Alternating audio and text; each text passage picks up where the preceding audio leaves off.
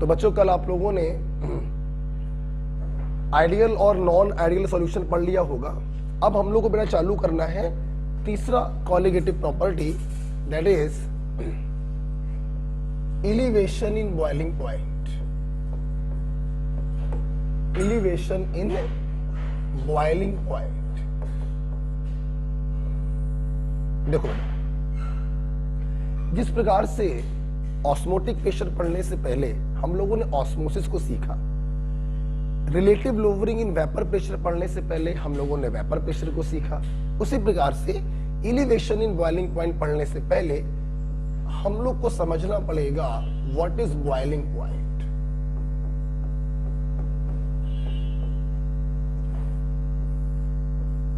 तो लिखेंगे what is boiling point, साथ में लिखो बेटा the temperature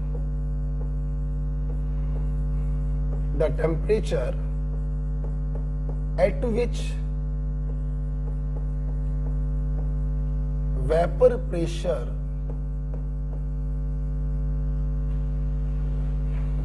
of a liquid becomes equal to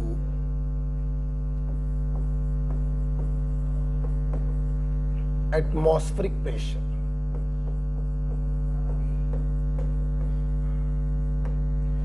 तो बॉइलिंग पॉइंट वो टेम्परेचर है जिस पर अगर किसी लिक्विड को हम गर्म करें तो उसका वेपर प्रेशर, में गर्म करोगे वेपर बनेगी, वेपर बनेगी तो वेपर का कुछ प्रेशर होगा जिसे हम कहते हैं वेपर प्रेशर।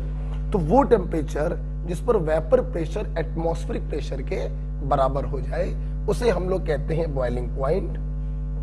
फॉर एग्जाम्पल आप लोग कहते हो ना कि boiling point of water is 100 degree Celsius. Actually में थोड़ा अधूरा बोलते हो, इसे पूरा बोलना पड़ेगा एट 1 एटमॉस्फेरिक प्रेशर। तो boiling point of water is 100 degree Celsius at 1 atmospheric pressure. जब वातावरण का प्रेशर 1 एटमॉस्फेयर होगा तो वाटर का बॉइलिंग पॉइंट 100 डिग्री सेल्सियस होगा। कहने का मतलब अगर 100 डिग्री सेल्सियस पे पानी को गर्म कर दिया जाए तो इसका वेपर प्रेशर 1 एटीएम के बराबर हो जाएगा। आप 1 एटीएम लिख सकते हो या 760 mmHg लिख सकते हो। तो इस टेम्परेचर को कहते हैं बॉइलिंग पॉइंट। ओके, मान लो सवाल आ जाए कि हमने कोई एक्वा सॉल्यूशन बनाया या वाटर है, वाटर को हम एक ऐसे स्थान पर ले गए जहां का टेम्परेचर जो है 100 डिग्री सेल्सियस है। बताइए वाटर का वेपर प्रेशर कितना होगा? तो ये अंडरस्टूड है कि अगर लिक्विड को बॉइलिंग पॉइंट पे रख रहे हैं तो ये अंडरस्टूड है कि उसका वेपर प्रेशर एटमॉस्फेरिक प्रेशर के बराबर होगा, दैट इज 1 एटमॉस्फेयर। ओके, तो व्हाट इज बॉइलिंग पॉइंट? वो टेम्परेचर जिस पर किसी लिक्विड का वेपर प्रेशर एटमॉस्फेरिक प्रेशर के बराबर हो जाए। तो क्या बच्चों एक बात बताओ, तो क्या मैं यहां से एक फंडा ये नहीं बना सकता हूं कि boiling point is directly proportional to external atmospheric pressure? बिल्कुल बना सकता हूं। क्यों? सुनो जरा और सोचो, लिखो मत, सोचो। हमें लिक्विड को इतना गर्म करना है कि उसका वेपर प्रेशर एटमॉस्फेरिक प्रेशर को टच कर जाए। अब सोचो, अगर हम एटमॉस्फेरिक प्रेशर को बढ़ा दें तो उसको टच करने के लिए हमें ज्यादा गर्म करना पड़ेगा, ज्यादा वेपर बनानी पड़ेगी, तो बॉइलिंग पॉइंट बढ़ गया। और अगर हम इस लिक्विड को ऐसे स्थान पर ले जाएं जहां का एक्सटर्नल एटमॉस्फेरिक प्रेशर कम हो तो उसको उस प्रेशर तक ले जाने के लिए कम गर्म करना पड़ेगा। थोड़ा सा गर्म करोगे उसका वेपर प्रेशर एटमॉस्फेरिक प्रेशर को टच कर जाएगा, उसका बॉइलिंग पॉइंट क्या हो गया? कम हो गया। तो एक्सटर्नल प्रेशर बढ़ाओगे बॉइलिंग पॉइंट बढ़ेगा, ज्यादा गर्म करना पड़ेगा। एक्सटर्नल प्रेशर घटाओगे बॉइलिंग पॉइंट घटेगा, कम गर्म करना पड़ेगा। तो boiling point is directly proportional to external atmospheric pressure. जब बॉइलिंग पॉइंट बच्चों को समझ में आ जाता है तो बेटा एलिवेशन इन बॉइलिंग पॉइंट 2 कौड़ी का है, जरा सा है, बिल्कुल देखिएगा, इसको लिख लेना। The temperature at which vapour pressure of liquid become equal to atmospheric pressure, उस टेम्परेचर को कहते हैं बॉइलिंग पॉइंट, राइट। अब एलिवेशन इन बॉइलिंग पॉइंट समझना बच्चों बाएं हाथ का खेल है। देखिएगा, देखना बेटा, मान लो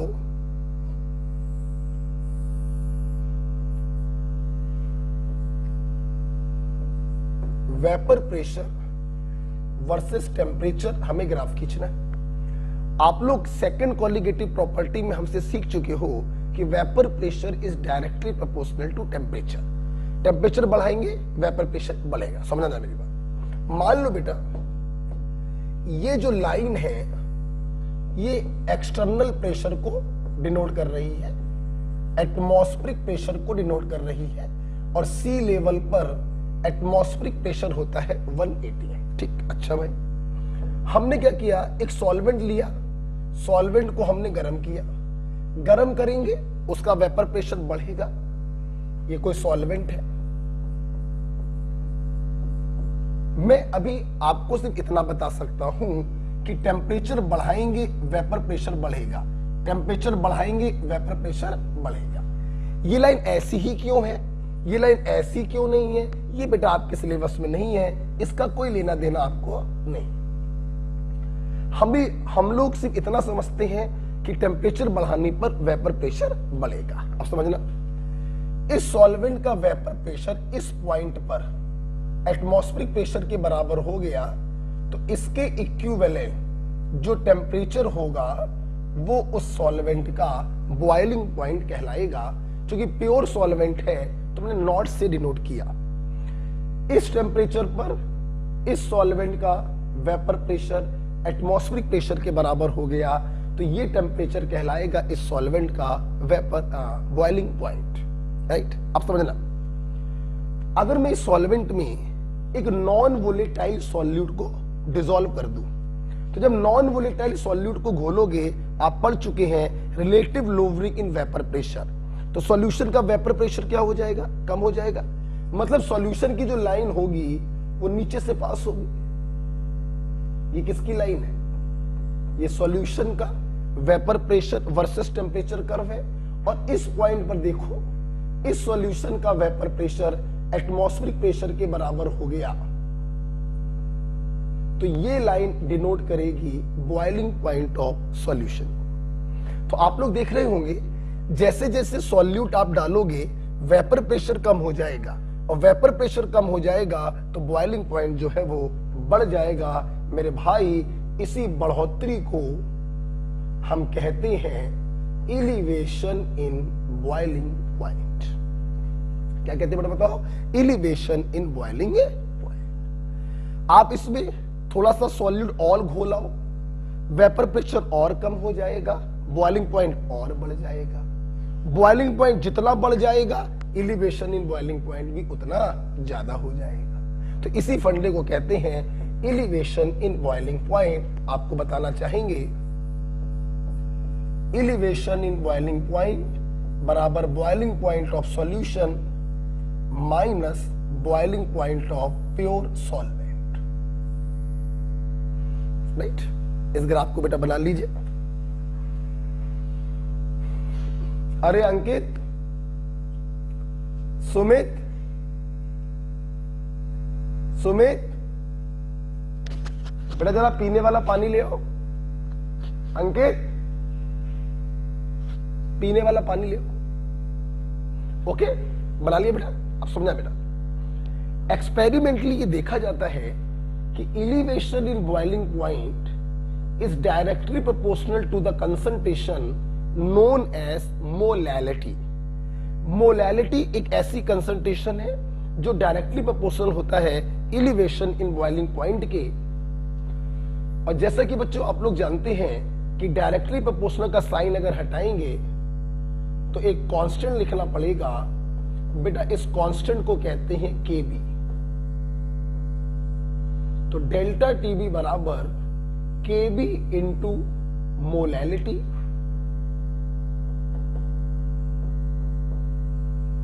ये मोलैलिटी ऑफ सॉल्यूशन है। Delta TB elevation in boiling point है, और केबी को बच्चों हम लोग कहते हैं एबुलियोस्कोपिक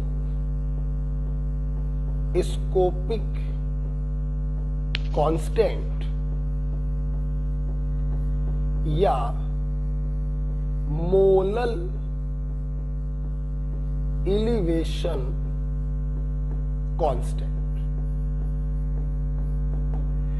केवी को कहते हैं एबुलियोस्कोपिक कांस्टेंट या मोलल एलिवेशन कांस्टेंट। और मैं आपको बताना चाहूंगा, आप पॉज करके लिख लीजिएगा, मैं आपको बताना चाहूंगा, थोड़ा सा ऊपर कर दे रहे हैं, ग्राफ आप बना चुके होंगे।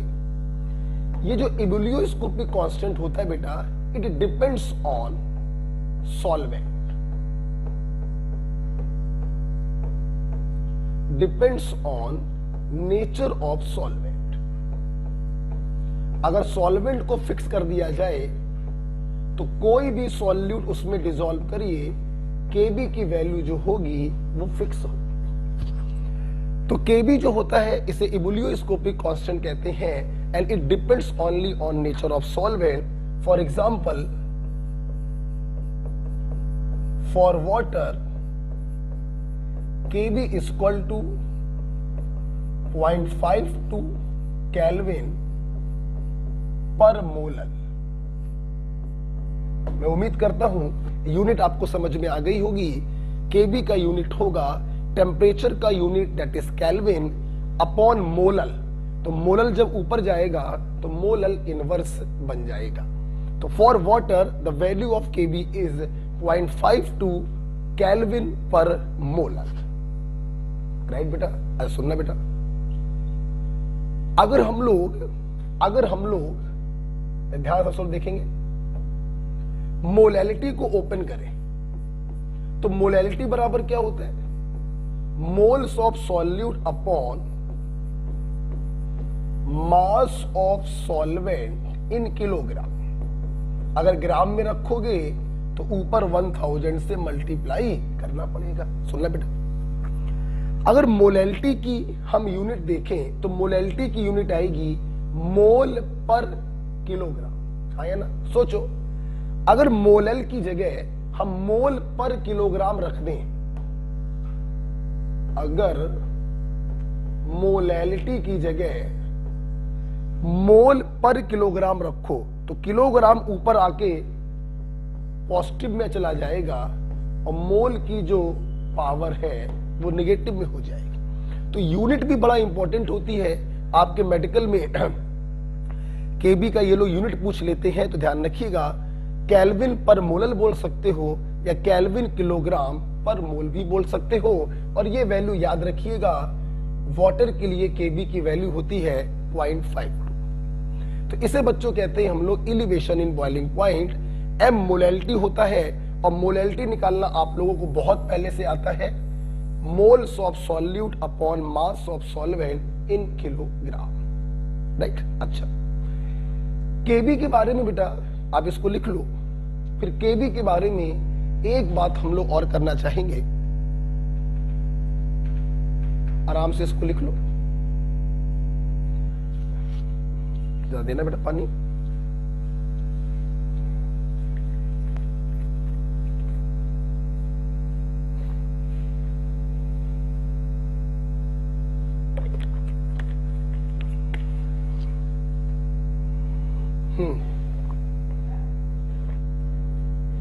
केबी के बारे में एक बात और बताना चाहेंगे। आप देख रहे हो कि केबी जो है it depends on nature of solvent. तो केबी को निकालने का भी एक तरीका होता है, केबी बराबर RT0 स्क्वायर अपॉन 1000 LV। केबी बराबर RT0 square upon 1000 LV। R का मतलब वही गैस कांस्टेंट है और T0 अभी अभी आपने देखा boiling point of pure solvent, और LV का बेटा यहां पर मतलब होता है हीट ऑफ वेपोराइजेशन।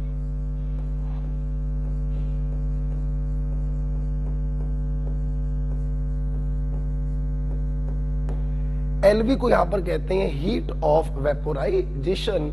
ये बेटा याद करना पड़ता है, एनसीईआरटी में लिखा हुआ है और आपको ये याद ही होना चाहिए।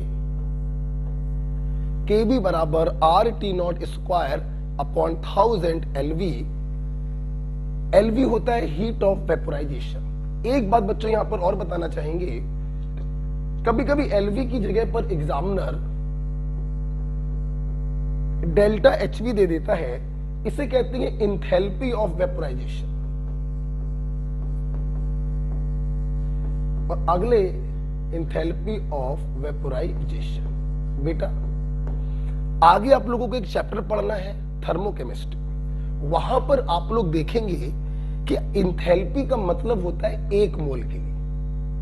किसके लिए बेटा? एक मोल के लिए। एक मोल का मतलब कितना वेट होगा उसका? मॉलिक्यूलर वेट के बराबर। कहने का मतलब इंथैल्पी का मतलब है मॉलिक्यूलर वेट के बराबर वेट अगर है तो हीट कितनी है? Delta HV. तो अगर 1 ग्राम के लिए निकालेंगे तो डेल्टा एचवी में मॉलिक्यूलर वेट से क्या करेंगे?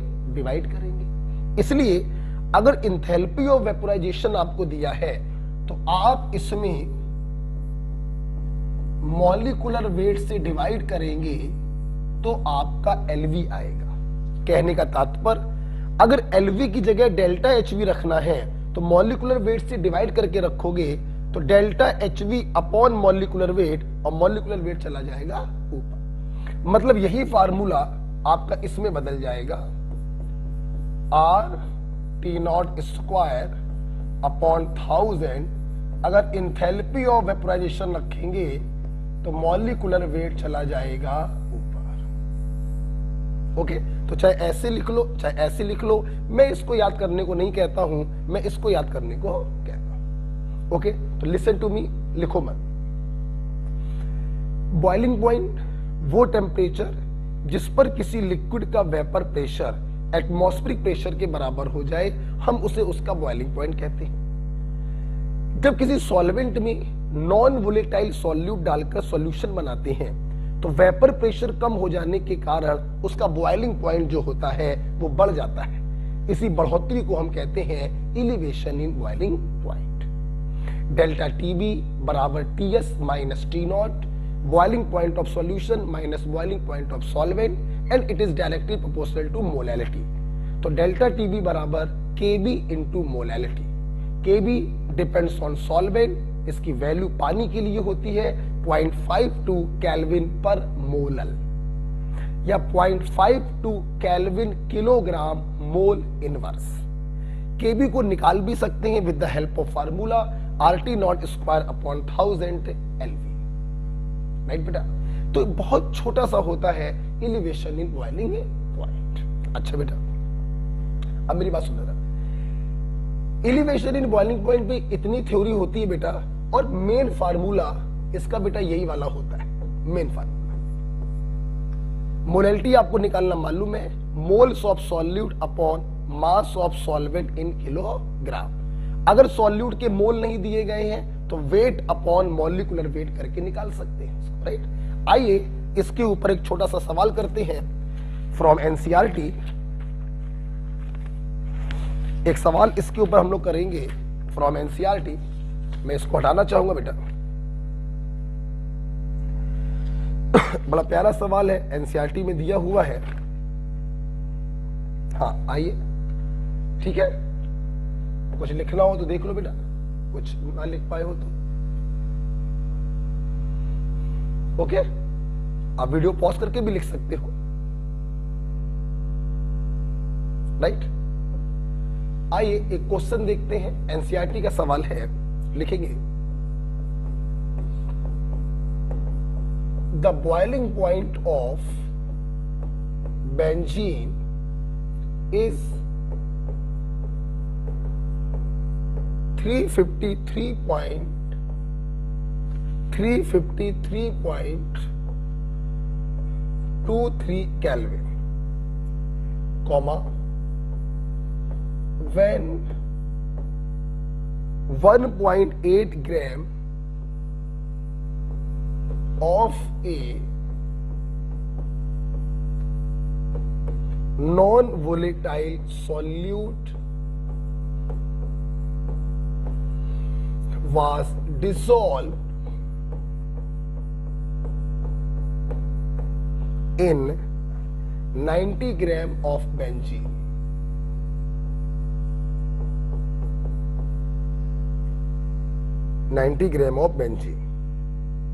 The boiling point is raised by 354.11 Kelvin, full stop. Calculate molecular weight of solute, bracket में लिखेंगे गिवन Kb फॉर बेंजीन। पानी के लिए तो आपको Kb याद है, लेकिन अलग सॉल्वेंट अगर होंगे तो उनका Kb एग्जामिनर आपको दे दिया करेगा, परेशान मत होना। 2.53 केल्विन किलोग्राम मोल इनवर्स। ठीक है, आप नहीं करेंगे, अगर आपका करने का मन हो तो वीडियो को पॉज करके करिएगा। फिलहाल मैं चाहूंगा अब हमको देखिए, देखो boiling point of benzene is फलाना। बेंजीन यहां पर सॉल्वेंट है, सॉल्वेंट कौन है यहां पर? बेंजीन। और आपको सॉल्वेंट का बॉइलिंग पॉइंट दिया है 353.23 केल्विन। अच्छा, when 1.8 gram of a non volatile solute, solute का वेट कितना दिया है? 1.8 gram, dissolve in 90 gram of, just a minute, कुछ करेक्शन लग रहा है, dissolve in 90 gram of benzene, 90 gram of benzene. बच्चों एक minute,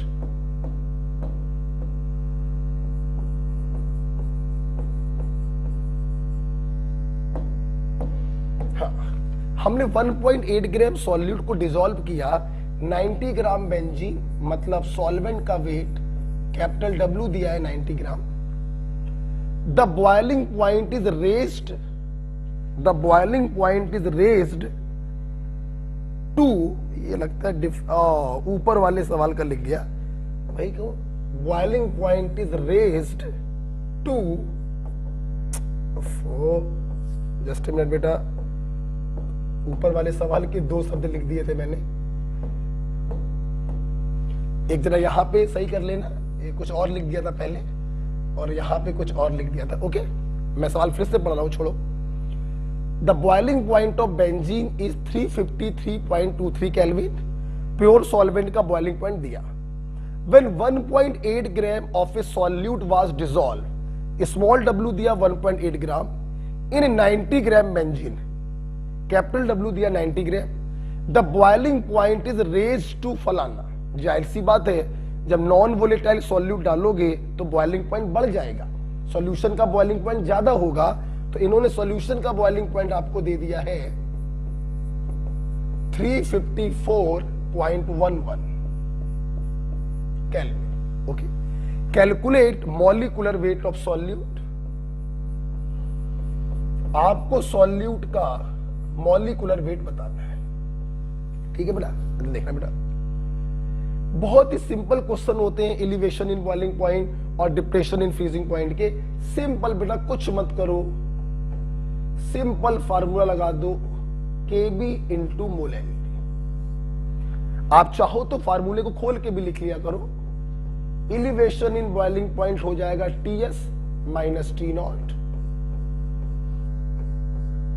molarity, moles of solute, अगर उसको भी खोल लें तो weight of solute upon molecular weight of solute, don't confuse, this is the molecular weight of solute, और गोले में बंद है तो वो मोलैरिटी है, अपॉन वेट ऑफ सॉल्वेंट, अगर ग्राम में करते हैं तो 1000 से मल्टीप्लाई करना पड़ेगा, किलोग्राम में करते हैं तो कोई प्रॉब्लम नहीं, सब्स्टिट्यूट कर दो वैल्यू, कुछ नहीं होता सवाल में।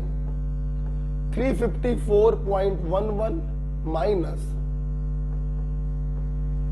353.23 बराबर केबी का वैल्यू दिया है 2.53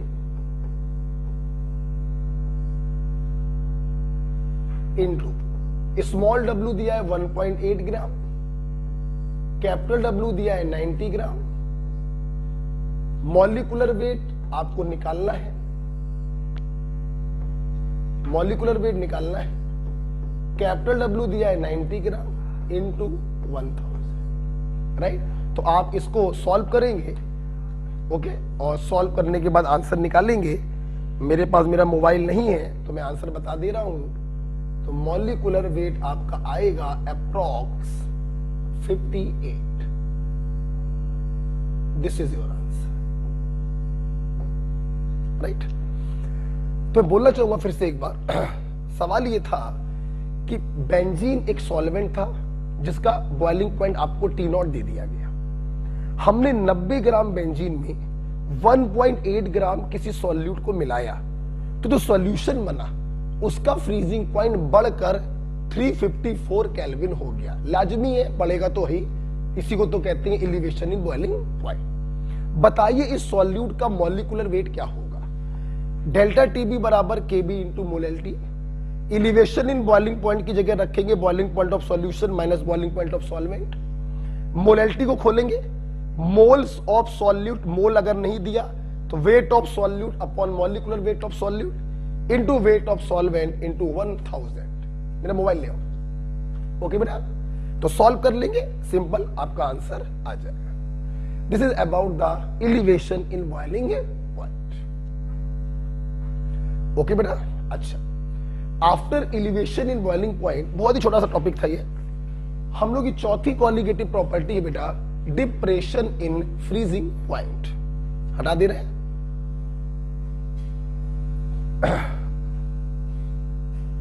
ओके, आइए अगला बेटा हम लोग के सामने है लास्ट कॉलिगेटिव प्रॉपर्टी है। उसके बाद चारों कॉलिगेटिव प्रॉपर्टी को मिला के एक पॉइंट भी लिखवाना है, डिप्रेशन इन फ्रीजिंग पॉइंट। ठीक है, फिर से वही बात है, सबसे पहले हमें पढ़ना पड़ेगा व्हाट इज फ्रीजिंग पॉइंट। बहुत ही सिंपल तरीके से समझना जरा। देखो, फ्रीजिंग पॉइंट, बॉइलिंग पॉइंट, ये दोनों शब्द लिक्विड के लिए इस्तेमाल होते हैं। लिक्विड को उबालना, वेपर में बदलना, बॉइलिंग पॉइंट। लिक्विड को जमाना, फ्रीज करना, फ्रीजिंग पॉइंट। बहुत ही सिंपल उत्तर देना बेटा। लिक्विड जिसमें जा रहा हो, लिक्विड का वेपर प्रेशर उसके वेपर प्रेशर के बराबर कर दो तो वो वाला पॉइंट आ जाता है। जैसे गर्म करने पे लिक्विड जा रहा है एटमॉस्फेयर में, तो what is the boiling point? When vapour pressure of liquid become vapour pressure of atmospheric pressure. What is boiling point? When vapour pressure of liquid become equal to atmospheric pressure, that is the boiling point. What is freezing point?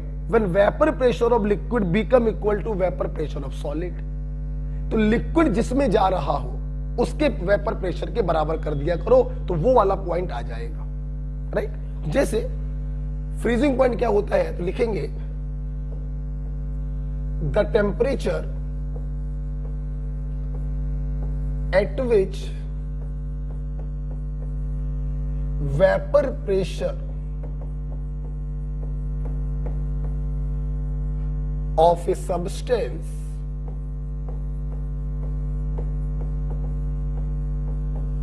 in a liquid phase become equals to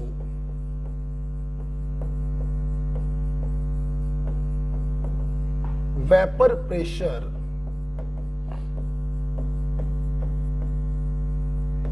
in solid phase।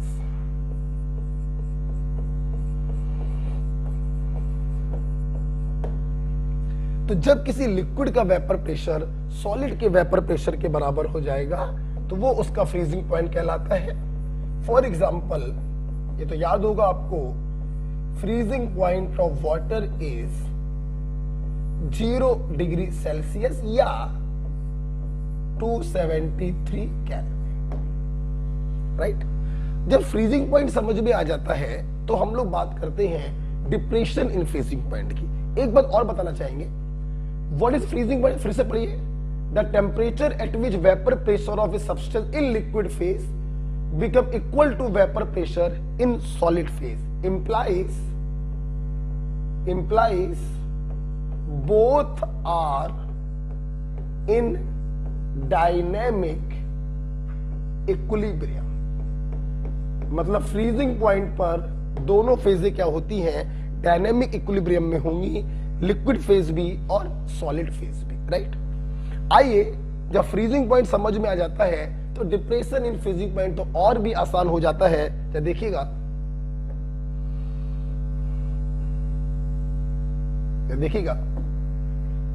जैसे मैं एक graph plot कर रहा हूं, वही graph है जो अभी थोड़ी देर पहले आपने प्लॉट किया, वेपर प्रेशर वर्सेस टेम्परेचर। आप दोबारा बनाइएगा, ये लाइन है एटमॉस्फेरिक प्रेशर की और सी लेवल पर एटमॉस्फेरिक प्रेशर होता है 1 एटमॉस्फेयर। अच्छा, अभी आपने बॉइलिंग पॉइंट हमसे समझा था, मान लो ये लाइन सॉल्वेंट की है, ये डिनोट कर रहा है बॉइलिंग पॉइंट ऑफ सॉल्वेंट, ये लाइन सॉल्यूशन की है, ऑफ कोर्स नीचे से जाएगी। जब किसी सॉल्वेंट में नॉन वोलेटाइल सॉल्यूट को डालते हैं तो उसका वेपर प्रेशर कुछ कम हो जाता है, तो बॉइलिंग पॉइंट बढ़ जाता है। This is the boiling point of solution and this is called elevation in boiling point. अभी पढ़ा आपने, अब सुनना। सॉलिड फेज का भी बच्चों अपना कुछ वेपर प्रेशर होता है।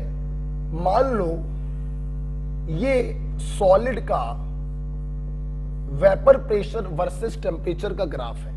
मैं फिर से आपसे बोलना चाहूंगा, ये ग्राफ यहीं से क्यों जा रहा है, यहां से क्यों नहीं जा रहा, ऐसे ही क्यों जा रहा, ऐसे क्यों नहीं जा रहा, ये हम नहीं बता सकते आपको, ये ऊपर लेवल की बात हो जाती है। हम सिर्फ इतना बता सकते हैं, फेज कोई भी हो, प्योर हो या सॉल्यूशन हो, टेम्परेचर बढ़ाओगे वेपर प्रेशर बढ़ेगा, टेम्परेचर बढ़ाओगे वेपर प्रेशर बढ़ेगा। अब सुनना, जब बॉइलिंग पॉइंट पता करना था तो इनका वेपर प्रेशर एटमॉस्फेरिक प्रेशर के बराबर किया, तो अगर फ्रीजिंग पॉइंट पता करना है तो इनका वेपर प्रेशर सॉलिड के वेपर प्रेशर के बराबर करोगे। हम इसको पीछे लेकर आए तो इस पॉइंट पर देखिए,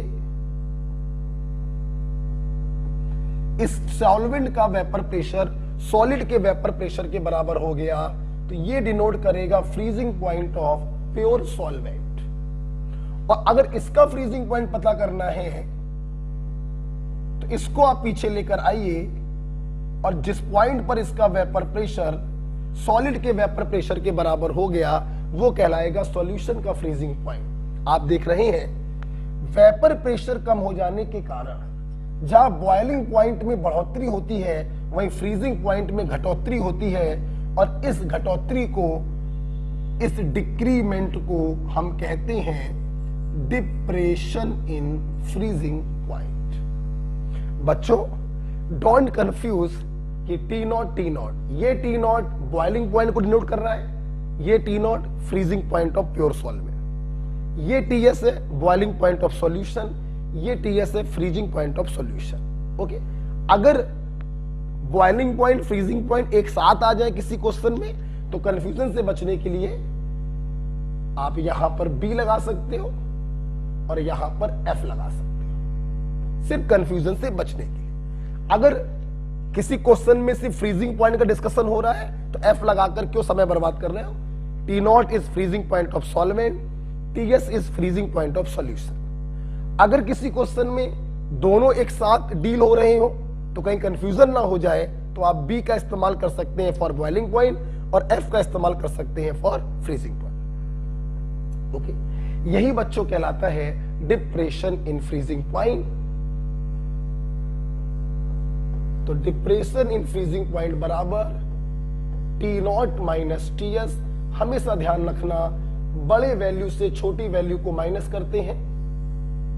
बॉइलिंग पॉइंट में टीएस माइनस टी नॉट किया था, फ्रीजिंग पॉइंट में टी नॉट माइनस टीएस करेंगे, राइट। जिस प्रकार से elevation in boiling point molality के डायरेक्टली प्रोपोर्शनल होता है, डिप्रेशन इन फ्रीजिंग पॉइंट भी मोलैलिटी के डायरेक्टली प्रोपोर्शनल होता है। आप वीडियो को पॉज करके लिख सकते हैं, थोड़ा सा शिफ्ट करना चाहेंगे ऊपर, आपको लिखना है लिख लो। एक भी अक्षर अब नया नहीं सीखोगे आप लोग। Depression in freezing point just photocopy of elevation in boiling point. वहां पे बढ़ोतरी है, यहां पे घटोतरी, बाकी सारे फार्मूले सेम है।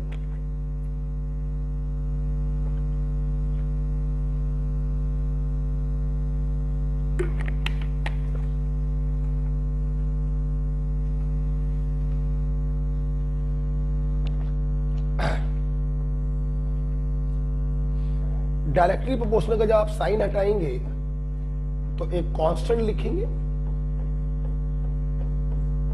वहां पर कहते थे मोलल एलिवेशन कांस्टेंट, यहां पे कहेंगे मोलल डिप्रेशन कांस्टेंट। वहां पे कहते थे एबुलियोस्कोपिक कांस्टेंट, यहां पर कहते हैं क्रायोस्कोपिक कांस्टेंट।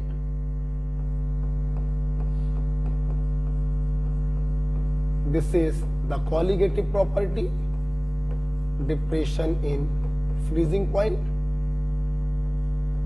kf को हम लोग कहेंगे क्रायोस्कोपिक कांस्टेंट या molal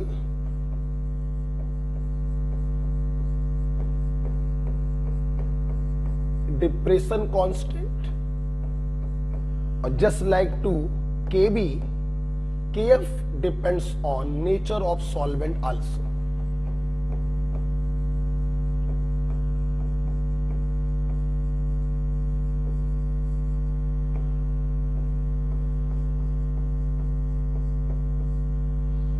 depends only on nature of solvent, right बेटा। आपको बताना चाहेंगे फॉर वाटर KF की वैल्यू होती है 1.86 केल्विन मोलल इनवर्स, या आप इसको फर्दर भी लिख सकते हैं 1.86 केल्विन किलोग्राम मोल इनवर्स। ठीक है बेटा। बाकी M का मतलब बेटा वही है मोलैलिटी। M का मतलब क्या है बेटा? मोलैलिटी। इसको खोल के अगर लिखेंगे, खोल के आप ऐसे लिख सकते हैं, राइट। अच्छा सुन रहे ना बेटा, जिस प्रकार से KB को निकालने का फार्मूला था RT नॉट स्क्वायर बराबर, उसी प्रकार से KF को निकालने का भी फार्मूला है RT naught square upon 1000 LF। T naught है freezing point of pure solvent, LF है हीट ऑफ फ्यूजन। वहां पे था हीट ऑफ वेपोराइजेशन, यहां पर है हीट ऑफ फ्यूजन। कभी कभी यहां पर भी क्या होता है, इंथैल्पी ऑफ फ्यूजन दे दिया जाता है। तो उम्मीद है कि अब समझाने की जरूरत नहीं है मेरे को।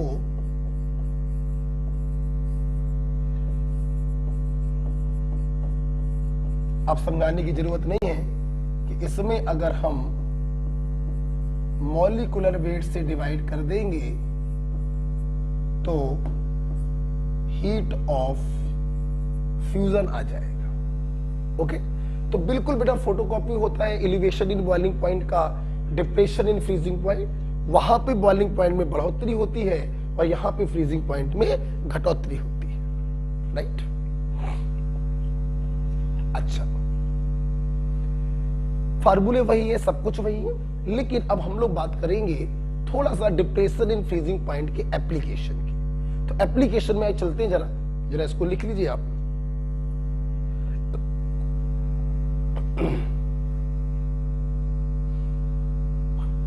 डेल्टा टीबी बराबर टीएस माइनस टी नॉट और डेल्टा टीएफ बराबर टी नॉट माइनस टीएस।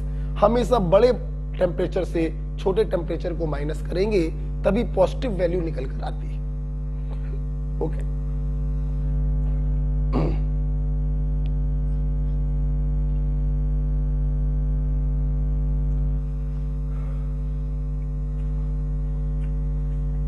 लिख लो बेटा।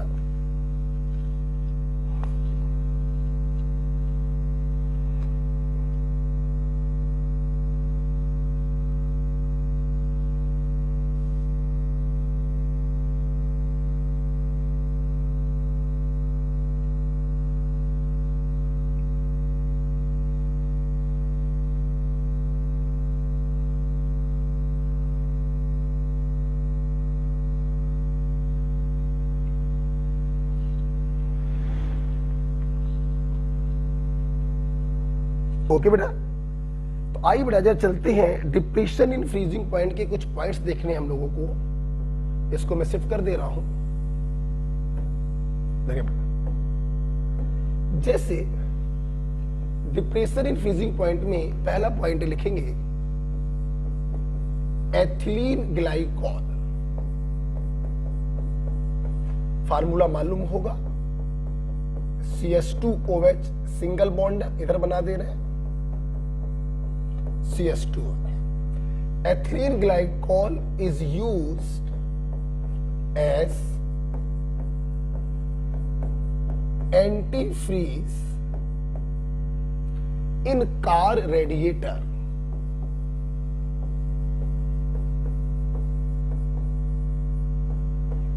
in cold countries।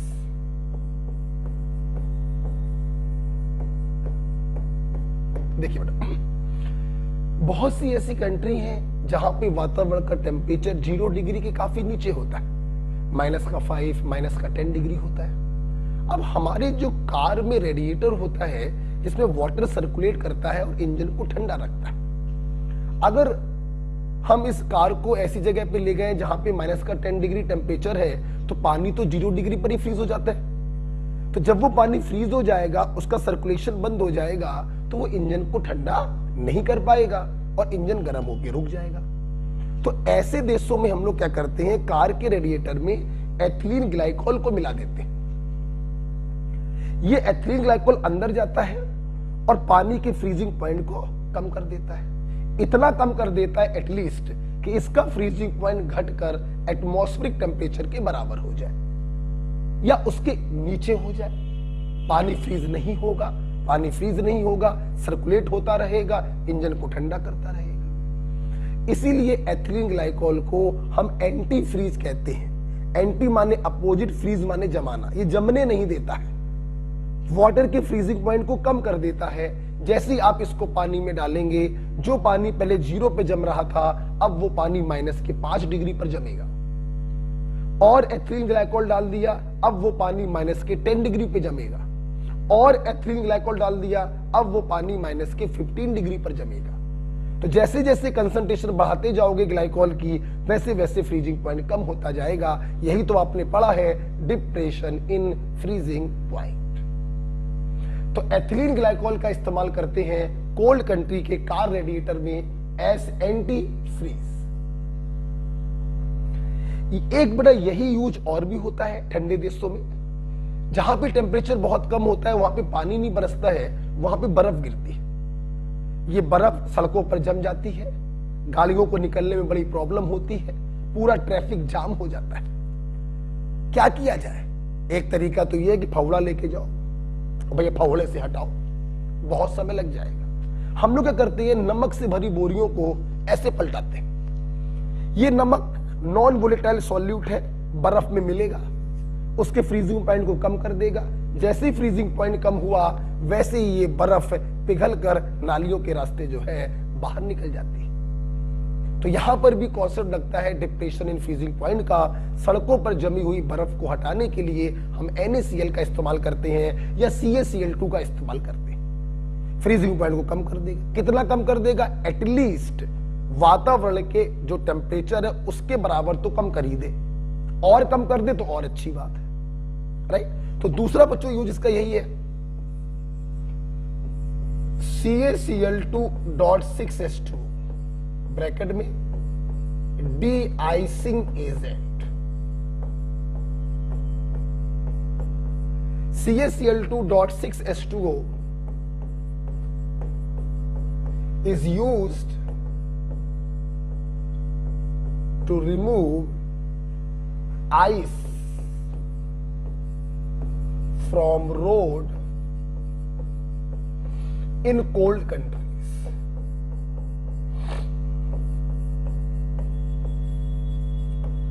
ठंडे देशों में सड़क पर जमी हुई बर्फ को हटाने के लिए हम डी-आइसिंग एजेंट का इस्तेमाल करते हैं। ये दोनों कॉन्सेप्ट बेटा इसी बात पर आधारित है कि जब भी किसी सॉल्वेंट में नॉन वोलेटाइल सॉल्यूट को डाला जाता है तो उसका फ्रीजिंग पॉइंट कम हो जाता है। एक बात मैं और आपको बताना चाहूंगा, जैसा कि आपने देखा था क्रायोस्कोपिक कांस्टेंट पानी के लिए 1.86 होता है बच्चों, इसकी मैक्सिमम वैल्यू होती है for camphor, it is 40।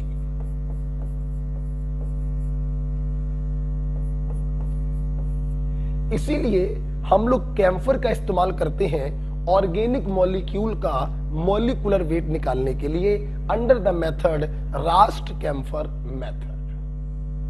Hence, it is used to calculate molecular weight of organic molecule, और इसे हम लोग कहते हैं रास्ट कैम्फर मेथड। ओके, तो ये देखिए बेटा आपने कुछ पढ़ा हमसे। आइए क्यों ना एक क्वेश्चन हम लोग इसके ऊपर कर लेते हैं। इसको लिख लीजिए। अगेन एक प्यारा सा सवाल है,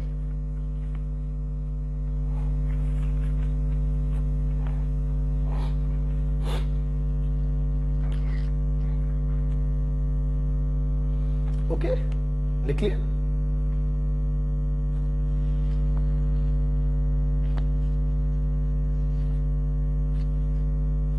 राइट, आप पॉज करके भी लिख सकते हैं। आइए एक क्वेश्चन कर लेते हैं हम लोग।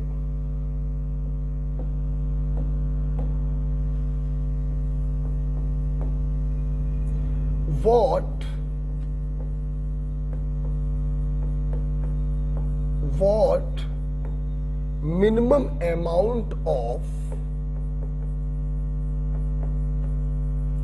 ethylene glycol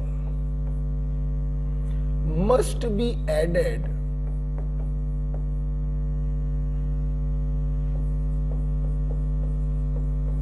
in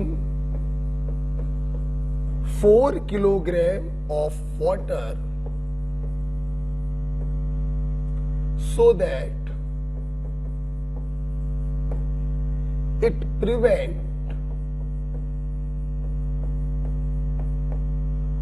from freezing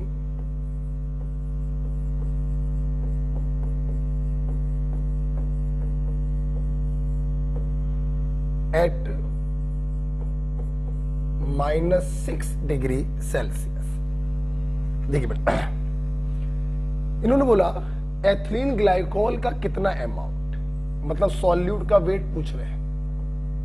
जो 4 किलोग्राम वाटर, सॉल्वेंट का वेट 4 किलोग्राम में मिला दें so that it prevent from freezing at -6। कहने का मतलब है एक ऐसी जगह पर ये रखा हुआ है जहां पर वातावरण का टेम्परेचर -6।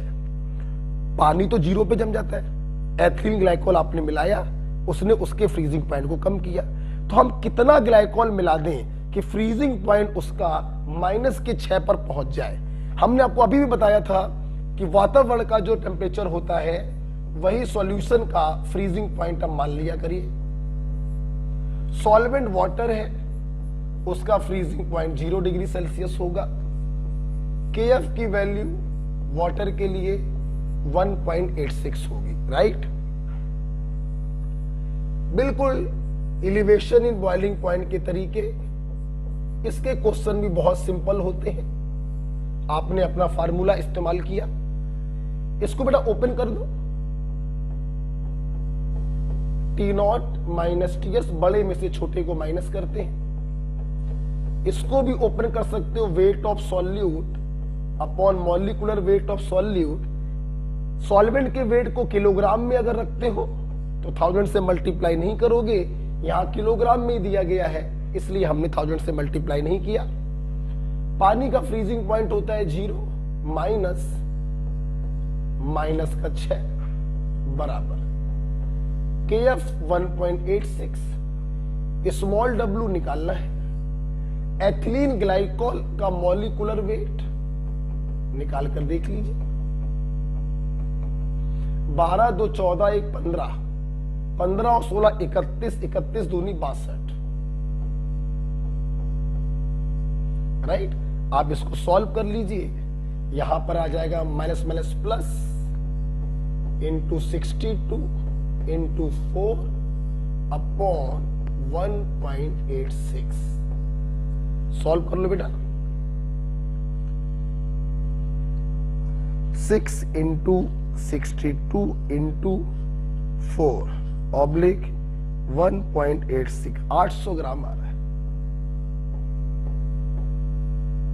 तो स्मॉल w की वैल्यू आ गई 800 ग्राम।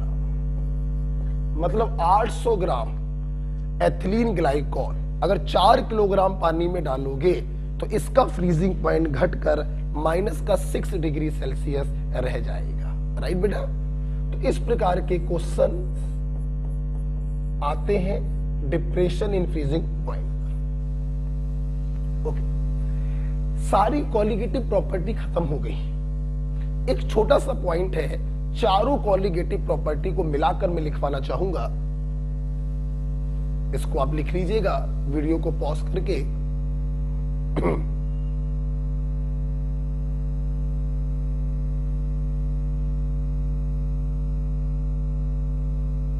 ठीक है, हेलो, हाँ बेटा,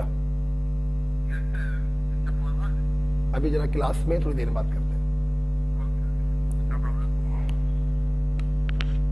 आइए एक स्टेप आगे बढ़ते हैं।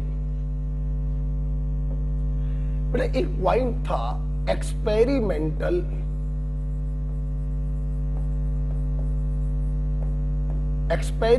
मेथड। आपने जितनी भी कॉलिगेटिव प्रॉपर्टी पढ़ी है, हर कॉलिगेटिव प्रॉपर्टी को निकालने के अपने फार्मूले पढ़े। PV बराबर nRT या पाई बराबर CST for osmotic pressure. Relative lowering in vapour pressure बराबर mole fraction of solute. Delta TB बराबर KB into molality. Delta TF बराबर KF इंटू मोलैलिटी। खूब सारे क्वेश्चन भी आपने लगाए। अब अगर इन्हीं कॉलिगेटिव प्रॉपर्टी को हमें प्रयोगशाला में निकालना होता तो हमारे पास एक्सपेरिमेंटल मेथड क्या है, तो सुन लीजिए बच्चों। ऑस्मोटिक प्रेशर के लिए सबसे अच्छी टेक्निक है Berkeley Hartley method, best method. और भी होते हैं, पेफर मेथड होता है, Townsend's negative pressure technique होती है, मॉर्स एंड फ्रेजर टेक्निक होती है। मतलब best technique is Berkeley Hartley method. Osmotic pressure को एक्सपेरिमेंटली निकालने की टेक्निक है Berkeley Hartley method.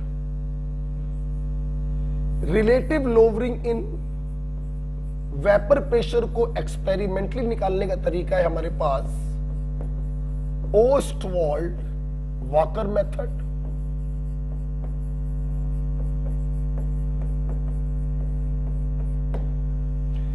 Elevation in boiling point के लिए हमारे पास दो मेथड है, एक लैंड बर्जर मेथड है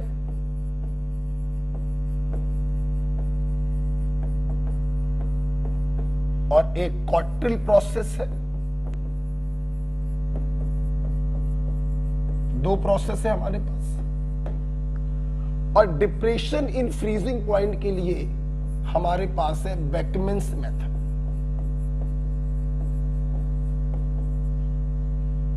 ये लर्निंग पॉइंट था बेटा, हमने एक साथ लिखवा दिए, ऑफलाइन में अलग अलग लिखवा दिए थे, यहां पे आपको एक साथ लिखवा दिए तो आपको याद करने में आसानी रहेगी। ओके, आप जानते हैं बेटा कॉलिगेटिव प्रॉपर्टी सारी खत्म हो गई है, लेकिन आप नोटिस करिएगा हमने अभी तक हर बार जितने भी क्वेश्चन आपको कॉपी में कराए हैं सॉल्यूट लिया होगा non electrolyte, urea, glucose, cane sugar.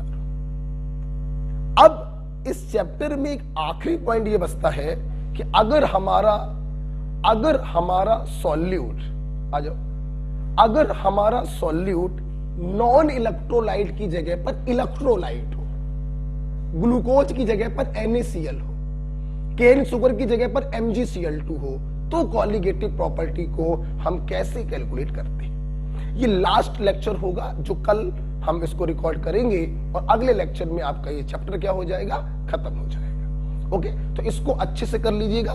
Raoult's law में जिन क्वेश्चनों में टिक लगवाया था उसको अच्छे से लगा लीजिए, डाउट मुझको भेज दीजिए। अगला लेक्चर आपका आखिरी लेक्चर होगा ओवर सॉल्यूशन, फिर आपको लेक्चर मिलेंगे कोऑर्डिनेशन कंपाउंड के। ओके बेटा, थैंक यू।